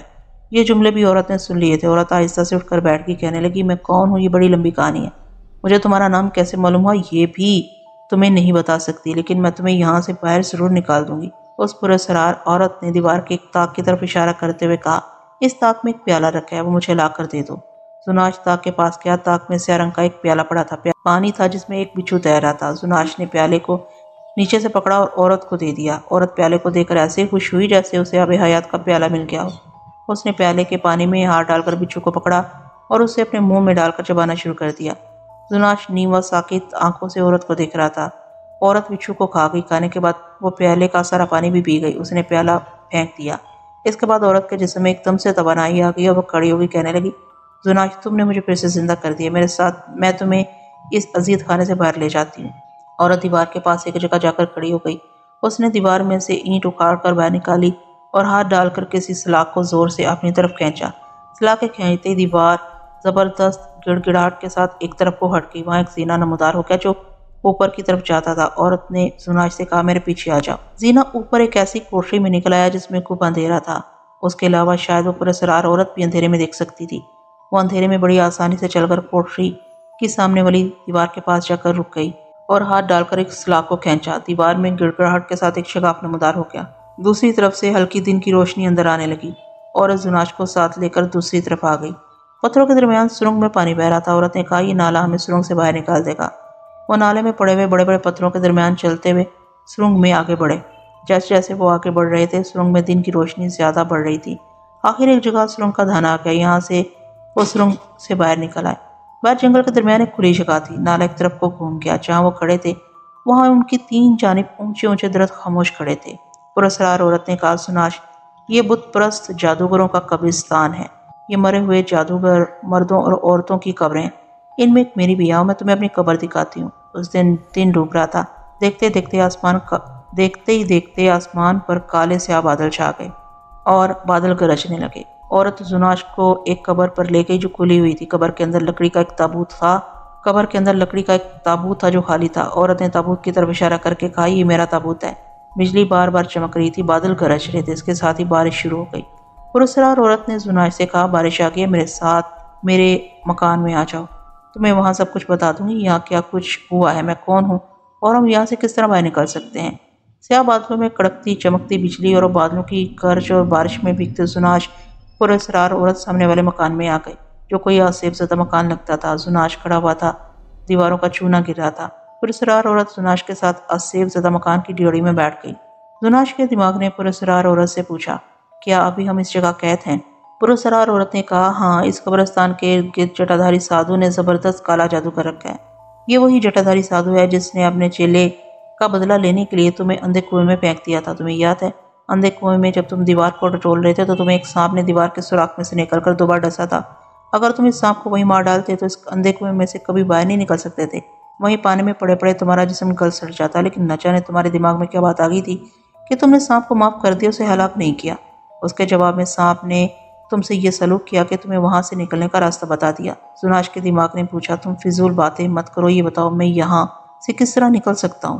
پراسرار عورت نے کہا تم اکیلے یہاں سے قیامت تک نہیں نکل سکتے، اگر نکلو گے تو میرے ساتھ ہی نکلو گے۔ جٹادھاری سادھو بڑا خطرناک کالا جادو جانتا ہے، اس کے پاس اتنی شکتی ہے کہ وہ کھڑے کھڑے ہم دونوں کو آگ لگا کر بھسم کر سکتا ہے، میں اس کی دیوداسی ہوں۔ اس نے اپنے جادو کے ذریعے مجھے یہاں قید کر رکھا تھا، مگر ایک بار میں نے یہاں سے نکلنے کی کوشش کی تو جٹادھاری سادھو نے مجھے ایک قبر میں زندہ دفن کر دیا، لیکن مجھے بھی اس نے اپنے کالے جادو کی آدھی شکتی دے رکھی تھی، اس لیے میں قبر کے اندر بھی زندہ تھی۔ جٹادھاری سادھو ہر روز رات کو اس بھوت محل میں آتا، مجھے قبر سے نکالتا اور میرا رقص دیکھتا۔ میں نرتکی بھی ہوں، وہ میرے رقص سے خوش ہوتا، اس کے بعد وہ مجھے قبر میں بند کر دیتا تھا۔ ایک دفعہ میں نے اپنی طلسمی شکتی سے کام لیتے ہوئے وہاں سے فرار ہونے کی کوشش کی، مگر اس قبرستان کے ارد گرد سادھو نے جادو کی زبردست لہریں چھوڑ رکھی ہیں، ان کی وجہ سے قبرستان کے دروازے کے پاس ہی مجھے زبردست جھٹکا لگا اور میں بے ہوش ہو گئی۔ جٹادھاری سادھو مجھے وہاں سے اٹھا کر بھوت محل لے آیا، اس نے کہا میں تمہیں ایسی سزا دوں گا جسے تم جنم جنم یاد رکھو گی۔ اس نے میرے سارے جسم کو ایک لاش میں تبدیل کر دیا اور مجھے سرنگ کے اندر والے تالاب میں پھینک دیا۔ اس کے بعد میرے اوپر ایک سانپ بٹھا دیا جو مجھے ڈستا رہتا تھا۔ میں نے اپنے جادو کی شکتی سے معلوم کیا تھا کہ تالاب کے کنارے دیوار میں ایک تاک ہے جس میں ایک پیالے میں پانی ہے اور اس میں ایک بچھو ہے، اور اگر وہ بچھو میں کھا جاؤں تو مجھے اس عذاب سے نجات مل سکتی ہے، لیکن میرا جسم بے حس تھا، میں نہ ہاتھ ہلا سکتی تھی نہ پاؤں ہلا سکتی تھی۔ جب تم وہاں آئے تو مجھے اتنی طاقت مل گئی کہ میں اٹھ بیٹھ سکتی تھی۔ اس کے بعد جو کچھ ہوا تمہیں معلوم ہی ہے۔ زناش کی لاش کے دماغ نے پراسرار عورت سے سوال کیا، یہ بتاؤ کہ اب یہاں سے کس طرح نکل سکیں گے؟ پراسرار عورت نے کہا مجھے اپنی جادو کی شکتی سے پتہ چل گیا کہ ابھی جٹادھاری سادھو کو معلوم نہیں ہوا کہ میں تالاب سے باہر نکل آئی ہوں اور میں نے طاق والا بچھو کھا لیا ہے۔ میرے اندر پھر سے طاقت پیدا ہو گئی۔ اب میری بات غور سے سنو۔ جس روز رات کو بادل چھا جاتے ہیں، بجلیاں کڑکتی ہیں اور بادل گرجتے ہیں، بارش ہوتی ہے، تو اس قبرستان میں 4 سادھو ایک مردے کا جنازہ لے کر آتے ہیں۔ وہ مردے کے بھوپان کو ایک تازہ کھدی ہوئی قبر کے پاس رکھ دیتے ہیں اور خود ہاتھ باندھ کر ایک طرف کھڑے ہو جاتے ہیں۔ اس کے بعد چمکتی بجلی اور گرجتے بادلوں موسلادھار بارش میں جٹادھاری سادھو ایک طرف سے نمودار ہوتا ہے، وہ ایک تخت پر بیٹھا ہوتا ہے جس کو 4 جادوگروں نے اٹھایا ہوتا ہے۔ تخت مردے کے جنازے کے پاس رکھ دیا جاتا ہے۔ جٹادھاری سادھو تخت سے اتر کر مردے کے بھوپان کے گرد 6 چکر لگاتا ہے، تخت پر رکھے تھیلے میں سے 2 چھریاں نکال کر مردے کے پاس بیٹھ جاتا ہے اور مردے کا گوشت کاٹ کر کھانا شروع کر دیتا ہے۔ وہ دیکھتے دیکھتے سارے کا سارا مردہ کھا جاتا ہے۔ اس کے بعد مردے کی ہڈیاں کھوپڑی قبر میں دفن کر دیتا ہے اور تخت پر بیٹھ جاتا ہے۔ اس کے غلام جادوگر تخت اٹھاتے ہیں اور اسے واپس اس کی کٹیا میں لے جاتے ہیں۔ زناش کے دماغ نے کہا مجھے تمہاری اس قطع کہانی سے کوئی دلچسپی نہیں، مجھے یہ بتاؤ ہم یہاں سے کیسے فرار ہو سکتے ہیں؟ پراسرار عورت نے کہا یہی میں تمہیں بتانے لگی تھی کہ تم بیچ میں بول پڑے۔ سنو، یہاں سے نکلنے کا ایک ہی طریقہ ہے کہ جب جٹادھاری سادھو مردے کا گوشت کھا کر اس کی ہڈیاں کھوپڑی قبر میں دبا کر چلا جائے تو ہم دوبارہ قبر کھود کر مردے کی کھوپڑی نکال کر لیں۔ اس کھوپڑی میں ایک خاص منتر پڑھ کر پھونکوں گی، جس کے بعد مردے کی کھوپڑی پڑ جائے گی اور اس کے 2 ٹکڑے ہو جائیں گے۔ کھوپڑی کا ایک ٹکڑا میں اپنے پاس رکھ لوں گی اور کھوپڑی کا دوسرا تم اپنے پاس رکھ لو گے، جب تک کھوپڑی کے ٹکڑے ہمارے پاس رہیں گے جٹادھاری سادھو کا بڑے سے بڑا جادو بھی کوئی اثر نہیں کر سکے گا، اور اس طرح قبرستان کے ارد گرد کھینچے ہوئے جٹادھاری سادھو کے طلسمی دائرے سے آسانی کے ساتھ نکل جائیں گے۔ اب ہم یہاں بیٹھ کر مردے کے بھوپان کا انتظار کریں، کیونکہ آکاش پر سیاہ بادل ہے، بجلی کڑک رہی ہے، بادل گرج رہے ہیں اور بارش ہو رہی ہے۔ ایسی ہی رات کو جٹادھاری سادھو مردہ کھانے کے لیے قبرستان میں آتا ہے۔ زناش اس پراسرار عورت کی بات سمجھ گیا تھا، اس کے آگے اس کی بات اس کے کسی کام کی نہیں تھی، کیونکہ وہ آدھا مردہ اور آدھا زندہ تھا۔ یہ صرف اس کا دماغ تھا جو پوری طرح بیدار ہو کر اسے چلا پھرا رہا تھا، اور وہ سوچ بھی دوسرا اس کے دماغ میں پیدا ہونے والی باتوں خیالات کو سمجھ جائے تو وہ اسے بات سمجھا بھی سکتا تھا۔ زناش کے دماغ میں ایک سوال بار بار آ رہا تھا، اس سوال کو اپنے دماغ میں دہرایا۔ پراسرار عورت کے دماغ تک زناش کے دماغ کی آواز پہنچ گئی۔ زناش نے پوچھا یہ بتاؤ کہ میں غائب ہوں، مجھے کوئی نہیں دیکھ سکتا، پھر تم نے مجھے کیسے دیکھ لیا؟ پراسرار عورت نے کہا میں نے تمہیں اس جادو کی طاقت کی وجہ سے دیکھ لیا تھا جو جٹادھاری سادھو نے مجھے دے رکھی ہے۔ اس جادو کے ذریعے مجھے تمہارا نام بھی معلوم ہو گیا تھا، اور مجھے یہ بھی پتہ چل گیا تھا کہ تمہیں کئی مردہ آدمیوں کے جسم کے ٹکڑے جوڑ کر بنایا گیا ہے۔ زناش نے اپنے دماغ میں خیال کے ذریعے پوچھا کیا تمہیں پتہ ہے میری کھوپڑی میں کس کا دماغ ڈالا گیا تھا؟ پراسرار عورت نے کہا نہیں، یہ میں نہیں جانتی، ظاہر ہے جن لوگوں نے تمہیں مردوں کے ٹکڑے کاٹ کر اور جوڑ کر بنایا انہوں نے تمہارے دماغ میں بھی کسی مردے کا دماغ ڈالا ہوگا۔ میں تم سے یہ بالکل ہی پوچھوں گی کہ وہ لوگ کون تھے جنہوں نے تمہیں بنایا، مجھے یقین ہے وہ کوئی بہت بڑے جادوگر ہیں۔ زناش نے اپنے دماغ کے ذریعے پراسرار عورت کے اس گمان کا کوئی جواب نہ دیا۔ وہ اسے بلکہ کسی کو بھی یہ نہیں بتانا چاہتا تھا کہ اس کی کھوپڑی میں دنیا کے سب سے زیادہ سنگ دل قاتل کا دماغ ڈالا گیا۔ پراسرار عورت نے کہا یہ بتاؤ زناش، جٹادھاری سادھو یعنی میری دشمن نے تو تمہیں دیکھ لیا ہوگا جس طرح میں تمہیں دیکھ سکتی ہوں۔ زناش نے اپنے دماغ کی لہروں سے اسے بتایا کہ جٹادھاری سادھو نے پہلی نظر میں ہی اسے دیکھ لیا تھا۔ पुरस्कार औरत बोली, तो फिर हमें यहाँ बैठना नहीं चाहिए, ऊपर आ जाओ। हम भूत महल की बालकनी में बैठकर मुर्दे के जनाजे का इंतजार करेंगे। वो जुनाश को ऊपर ले गई। दूसरी मंजिल पहली मंजिल से ज्यादा बोसीदा और आसिफजदा थी। उस मंजिल की एक टूटी फूटी बालकनी थी जिसका रुख कब्रिस्तान की तरफ था। बारिश हो रही थी, बादल उसी तरह गरज रहे थे, बिजली रह रहकर कड़क रही थी। पुरस्कार औरत ने जुनाश से कहा, होशियार हो जाओ, किसी मुर्दे का जनाजा आ रहा है। जुनाश की निगाहें पहले ही कब्रिस्तान के गेट पर लगी हुई थी। उस तरफ बड़ा गहरा अंधेरा था। अचानक बिजली जोरदार कड़क के साथ चमकी। जुनाश ने देखा कि कब्रिस्तान के दरवाजे से 4 आदमी एक जनाजा उठाए चले आ रहे थे। उनके लिबास से आते वो जनाजा उठाए कब्रों के दरमियान में से होते हुए चले आ रहे थे और साथ साथ बड़ी दर्दनाक और दहशतनाक आवाजों से बयान भी कर रहे थे। जुनाश अपनी नीम व आधी जिंदा आधी मुर्दा आंखों से उनकी तरफ देख रहा था। बारिश में उनके लिबास भीग रहे थे, जनाजा भी भीग रहा था। बिजली रह रहकर चमक रही थी जिसकी रोशनी में जनाजा लाने वालों के भीगे हुए स्याह बादे और भीगे हुए चेहरे थोड़ी थोड़ी देर बाद बिल्कुल साफ नजर आ जाते थे। उन्होंने आसिफजदा खंडर से थोड़े फासले पर मुर्दे का जनाजा कब्रों के दरमियान रख दिया। ये काफिर और बुतप्रस्त लोग थे। ये लोग अपने मुर्दों को जलाते नहीं थे बल्कि जमीन में दबा देते थे। मुर्दे के जनाजे को कब्रों के दरमियान एक खुदी हुई कब्र के पास रखने के बाद चारों आदमी एक तरफ हाथ बांधकर बारिश में खड़े हो गए। उन्होंने बयान करना बंद कर दिया था। इतने में कब्रिस्तान की सुरंग वाली जानिब से एक तख्त आता नजर आया जिसको 4 आदमियों ने उठा रखा था। बिजली चमकी तो जुनाश ने देखा कि तख्त पर एक जटाधारी साधु बैठा हुआ था। तख्त जरा करीब आया तो बिजली की चमक में जुनाश ने जटाधारी साधु को पहचान लिया। ये वही जादूगर था जिसने अपने चेले के कत्ल का बदला लेने के लिए जुनाश को अपने जाल में फंसाकर अंधे कुएं में फेंक दिया था। उसे देखकर जुनाश के दिमाग ने लावे की तरह उबलना शुरू कर दिया। पुरस्कार औरत ने जुनाश के करीब होकर सरगोशी में कहा, यह है तुम्हारा और मेरा दुश्मन, जटाधारी साधु और कबीले का सबसे खतरनाक जादूगर। तुमने इसे जरूर पहचान लिया होगा। जुनाश के दिमाग की एक लहर ने पुरस्कार औरत को बताया, हाँ मैं इसे पहचान गया हूँ, ये वही साधु है जिसने मुझे अंधे कुएं में फेंका था। इसके जवाब में पुरस्कार औरत ने कहा, अब खामोशी से दिखते रहो कि यहाँ क्या होता है। कहा जादूगरों ने जटाधारी साधु का तख्त उस जगह लाकर रख दिया जहाँ मुर्दे का भूपान यानी जनाजा रखा हुआ था। चंद लम्हों तक जटाधारी साधु तख्त पर खामोश बैठा अपने सामने पड़े मुर्दे को गौर से दिखता रहा। फिर वो एकदम उठा। उसने बाजू खोलकर बादलों की तरफ देखा। बिजली जोर से कड़की। उसकी दहशतनाक कड़क में जटाधारी साधु के हलक से एक भयानक चीख निकल कर गायब हो गई और उसने चीख कर कुछ मंत्र पढ़े। मंत्र पढ़ने के बाद जटाधारी साधु ने तख्त पर रखे एक थैले में से 2 छुरियां निकालकर हाथों में पकड़ ली। बिजली की चमक में छुरियों के फल चमक रहे थे। उसने छुरियां हाथ में लेकर मुर्दे के भूपान के गिर्द 6 चक्कर लगाए।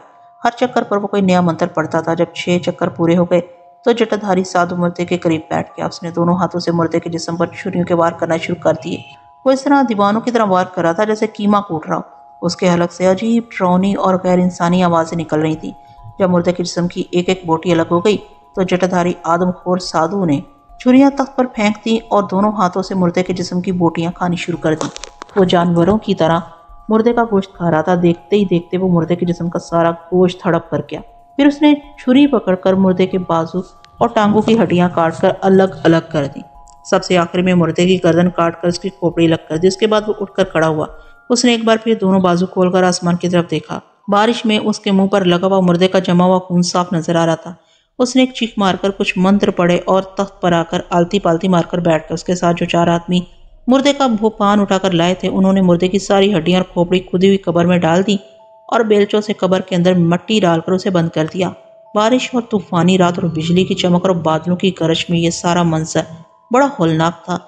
मगर पुरअसरार औरत और जुनाश की लाश बड़े सुकून के साथ ये सारा मंजर देख रहे थे क्योंकि उनका ताल्लुक खुद इसी दुनिया से था। कब्र को बंद करने के बाद कहारों ने जटाधारी साधु का तख्त उठाया। उसे लेकर सुरंग के धाने की तरफ चल पड़े। उनके पीछे पीछे मुर्दे को लाने वाले 4 आदमी सर झुकाए हाथ सीनों पर बांधे धीमी आवाज में बयान करते चले जा रहे थे। जब ये सारे लोग जटाधारी साधु के तख्त समेत सुरंग के धाने में दाखिल होने के बाद जुनाश और पुरअसरार औरत की निगाहों से ओझल हो गए तो पुरअसरार औरत ने जुनाश से कहा, जुनाश तुम यहीं बैठे रहो, मैं जाती हूँ और कब्र में से काफिर मुर्दे की खोपड़ी निकाल कर लाती हूँ। ये कहकर पुरअसरार औरत बालकनी से उठकर नीचे चली गई। जुनाश बालकनी में ही बैठा रहा। बारिश इसी तरह हो रही थी। बिजली चमक रही थी, बादल गरज रहे थे। लगता था आज सारी रात ये तूफान जारी रहेगा। बिजली एक बार चमकी तो जुनाश ने पुरअसरार औरत को देखा।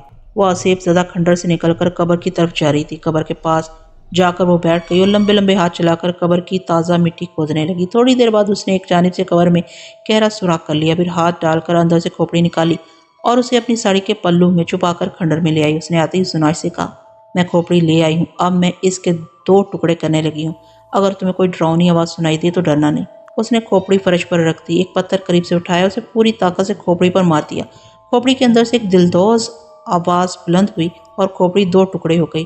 پراسرار عورت نے کھوپڑی کا ایک ٹکڑا اپنے پاس رکھ لیا اور ایک ٹکڑا زناش کو دے دیا اور کہا، اسے اپنے پاس سنبھال کر رکھنا اور میرے ساتھ یہاں سے باہر چلو۔ وہ آصف زدہ کھنڈر سے نکل کر بارش میں بھیگتے ہوئے رات کی تاریکی میں قبروں کے اوپر سے گزرتے ہوئے قبرستان کے شکستہ دروازے کی طرف تیز تیز چلنے لگے۔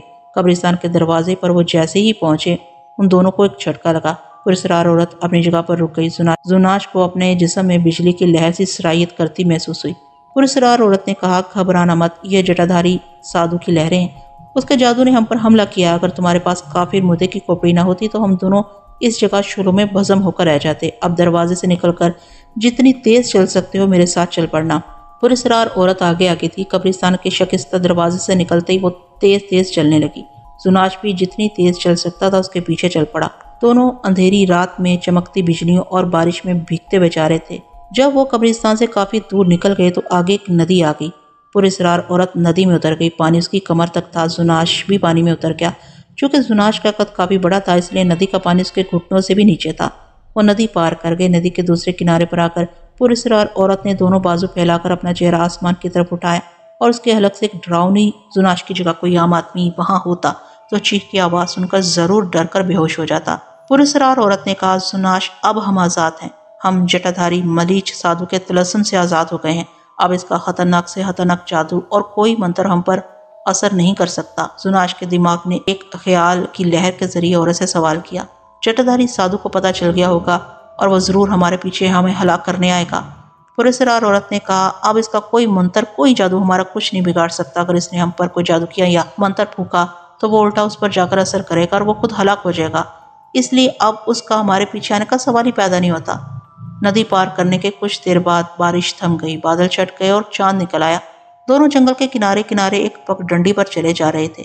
پراسرار عورت کہنے لگی، یہاں سے 6 کوس فاصلے پر ایک ریلوے اسٹیشن ہے۔ وہاں رات کے 12 بجے ایک گاڑی آ کر تھوڑی دیر کے لیے ٹھہرتی ہے۔ یہ گاڑی بمبئی جاتی ہے۔ میں اس گاڑی میں بیٹھ کر چلی جاؤں گی۔ بمبئی میں سمندر کے کنارے کی ویران جگہ پر سنتیابلی جی کا ایک پرانا مندر ہے۔ میں اس مندر کی دیوتاسی تھی جہاں سے یہ جٹادھاری سادھو مجھے اغوا کر کے لے آیا تھا۔ تم کہاں جاؤ گے؟ زناش نے پراسرار عورت کی پوری بات سن لی تھی۔ اس نے اپنے دماغ کی لہروں کے ذریعے پراسرار عورت کو بتایا کہ وہ انگلستان کے ملک میں جانا چاہتا ہے جہاں اس کی محبوبہ کی قبر ہے اور وہ باقی زندگی اپنی محبوبہ کی قبر کے پاس بسر کر دینا چاہتا ہے۔ پراسرار عورت نے کہا، کسی مردہ عورت کے ساتھ تم زندگی کیسے بسر کرو گے؟ زناش نے اپنے دماغ کی لہر کے ذریعے پراسرار عورت کو بتایا کہ جس عورت کی قبر کا وہ ذکر کر رہا ہے وہ اس کی محبوبہ تھی۔ پراسرار عورت نے فوراً کہا، اور تم نے اس کو قتل کر دیا تھا۔ زناش، مجھے اپنی طلسمی شکتی کے ذریعے تمہاری ساری زندگی کا پتہ چل چکا ہے، مگر میں تمہارے سامنے اس کا ذکر نہیں کرنا چاہتی۔ اب تم نے خود ہی بات کیا ہے تو میں نے سب کچھ کہہ دیا ہے۔ زناش کو ایک دم غصہ آ گیا کہ یہ عورت کون ہوتی ہے اسے قاتل کہنے والی، مگر فوراً اس نے اپنے دماغ کی مدد سے غصے پر قابو پا لیا۔ وہ اس عورت کو قتل کر کے اپنے گناہوں میں مزید اضافہ نہیں کرنا چاہتا تھا۔ وہ اپنے پہلے گناہوں پر ہی بہت پچھتا رہا تھا۔ زناش نے عورت کو کوئی جواب نہ دیا، خاموش رہا، اس کے ساتھ ساتھ چاندنی رات میں چلتا رہا۔ وہ جنگل میں سے نکل آئے تھے اور چھوٹی سی کچی سڑک پر چلے جا رہے تھے۔ دور اس شہر کی روشنیاں نظر آنا شروع ہو گئی تھیں۔ پراسرار عورت نے روشنیوں کی طرف دیکھ کر کہا، یہ روشنیاں ریلوے اسٹیشن کی ہیں۔ ٹرین آدھی رات کے بعد آتی ہے، ابھی کافی وقت ہے ہمارے پاس۔ آدھے گھنٹے کے بعد وہ اسٹیشن پر پہنچ گئے۔ زناش کسی کو نظر نہیں آ رہا تھا۔ وہ ٹرین میں بغیر ٹکٹ کے سفر کر سکتا تھا لیکن پراسرار عورت نظر آ رہی تھی۔ زناش نے اپنے دماغ کی لہروں کے ذریعے اسے پوچھا، کیا اس کے پاس ٹکٹ خریدنے کے پیسے ہیں؟ پراسرار عورت مسکرائی اور کہنے لگی، زناش، میرے پاس جو طلسمی طاقت ہے ابھی تم اس سے واقف نہیں ہو، میرے لیے ٹکٹ پیدا کرنا کوئی مشکل کام نہیں۔ اس نے اپنے ساڑی کے اندر ہاتھ ڈال کر باہر نکالا تو اس کے ہاتھ میں ریلوے کا ایک ٹکٹ تھا۔ کہنے لگی، یہ ٹکٹ بھوپال سے بمبئی کا ہے، اگر تم چاہو تو میں تمہارے لیے بھی ایک ٹکٹ پیدا کر سکتی ہوں، مگر تم غائب ہو، تمہیں ٹکٹ کی ضرورت نہیں ہے، تم بغیر ٹکٹ کے بھی سفر کر سکتے ہو۔ وہ پلیٹ فارم کے ایک بینچ پر بیٹھ کے پراسرار عورت کا چہرہ سانپ کے مسلسل ڈسنے سے سیاہ پڑ گیا تھا۔ بچھو کو کھانے سے اس کی سیاہی کافی حد تک دور ہو گئی تھی۔ پراسرار عورت ایک خوش شکل جوان عورت تھی۔ پلیٹ فارم رات کی خاموشی میں خالی پڑا تھا، صرف وہی دونوں وہاں پر بیٹھے ٹرین کا انتظار کر رہے تھے۔ اگر کوئی دوسرا آدمی انہیں دیکھتا تو اسے صرف ایک جوان عورت ہی بینچ پر بیٹھی نظر آتی۔ زناش کو وہ نہیں دیکھ سکتا تھا۔ ٹرین کے آنے میں ابھی 1-1.5 گھنٹہ باقی تھا۔ یہ چھوٹا سا اسٹیشن تھا جس کا بکنگ آفس بھی بند پڑا تھا۔ ہر طرف خاموشی چھائی ہوئی تھی۔ چاند ایک بار پھر بادلوں میں چھپ گیا تھا جس کی وجہ سے اندھیرا سا چھا گیا تھا۔ اتنے میں اتنے میں پلیٹ فارم کے گیٹ کی طرف سے ایک آدمی آتا دکھائی دیا۔ زناش اس کی طرف دیکھنے لگا۔ پراسرار عورت نے بھی اس آدمی کو دیکھ کر بولی، شاید ریلوے کا کوئی کلی ہے۔ آدمی قریب آیا تو معلوم ہوا کہ ہٹا کٹا جوان آدمی ہے، وہ سگریٹ پی رہا تھا۔ اس نے پراسرار عورت کو کھڑے ہو کر گھور کر دیکھا اور بولا، کہاں جا رہی ہو میری جان؟ پراسرار عورت نے کہا، بمبئی جا رہی ہوں، بھوپال سے آئی ہوں، گاڑی چھوٹ گئی، یہ دیکھو میرے پاس ٹکٹ ہے۔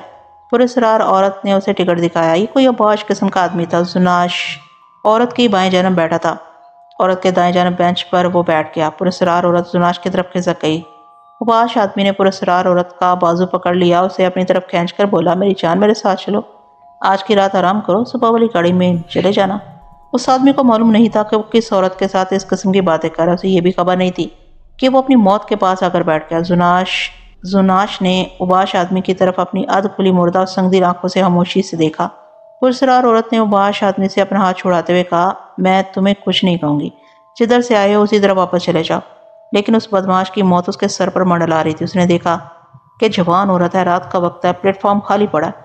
اس نے پراسرار عورت کو بازوؤں سے پکڑ کر اپنے ساتھ لگانے کی کوشش کی تو اس سے پہلے کہ پراسرار عورت اس پر کوئی منتر پڑھ کر پھونکتی، زناش کے حلق سے گراہٹ کی وسیلی آواز نکلی اور پھر سے سینکڑوں انسانوں کا قاتل والڈروف بن گیا۔ اس نے بدماش آدمی کو گردن سے پکڑ کر چوہے کی طرح اوپر اٹھا لیا۔ بدماش آدمی حیران و پریشان رہ گیا کہ یہ کیا ہو گیا ہے۔ اسے کسی نے زمین سے 4 فٹ اوپر اٹھا لیا۔ زناش تو اسے دکھائی نہیں دے رہا تھا۔ پراسرار عورت دیکھ رہی تھی کہ زناش بدماش کو چوہے کی طرح اوپر اٹھا لیا۔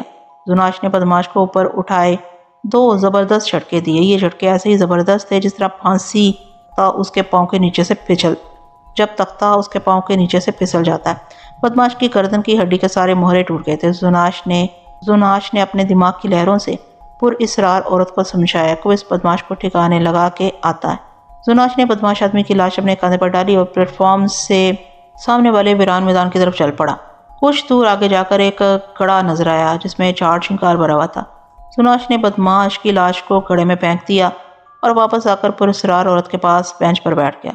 پراسرار عورت نے کہا، تمہیں سچ مچ میرا اتنا خیال ہے کہ تم نے اس بدماش کو قتل کر دیا جس نے میری عزت پر حملہ کرنے کی کوشش کی تھی؟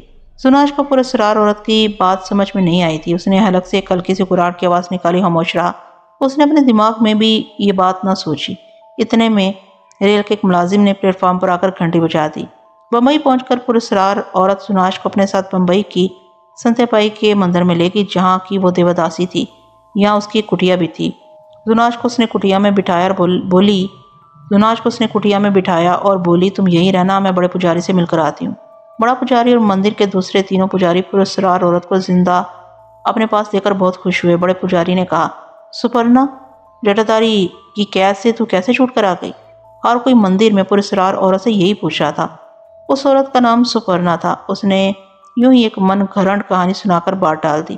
وہ اپنی اصلیت کسی کو بھی بتانے نہیں چاہتی تھی کیونکہ وہاں کسی کو علم نہیں تھا کہ سپرنا یعنی پراسرار عورت کالا جادو جانتی ہے اور اس کے پاس بے پناہ طلسمی طاقت ہے اور وہ اپنی اس طلسمی طاقت کی مدد سے جو چاہے روپ دھار سکتی ہے۔ یہ بات پراسرار عورت یعنی سپرنا نے زناش کو بھی نہیں بتائی تھی۔ جب زناش نے سپرنا یعنی پراسرار عورت سے اس خواہش کا اظہار کیا کہ وہ واپس اپنے وطن انگلستان جانا چاہتا تھا کہ وہاں اپنی محبوبہ کی قبر پر جا کر اپنے گناہوں کی معافی مانگے، تو سپرنا کہنے لگی، تم اکیلے گئے تو راستے میں تمہیں کوئی پریشانی پیدا ہو سکتی ہے، کہ یہ بہتر نہیں ہے کہ میں تمہارے ساتھ جاؤں، تمہیں تمہاری محبوبہ کی قبر پر چھوڑ کر واپس آ جاؤں، اس طرح میں تمہاری محبوبہ کی قبر بھی دیکھ لوں گی۔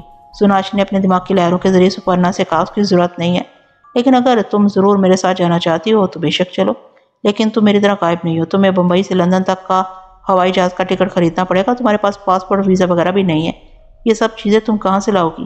پراسرار عورت سپرنا ہنس پڑی، کہنے لگی، زناش، تم ابھی تک میری طلسمی طاقت سے ناواقف ہو، اس کی تم پرواہ نہ کرو، یہ باتیں میرے لیے بڑی معمولی ہیں، میں پتہ کرواتی ہوں کہ لندن کی طرف جہاز کس وقت جائے گا۔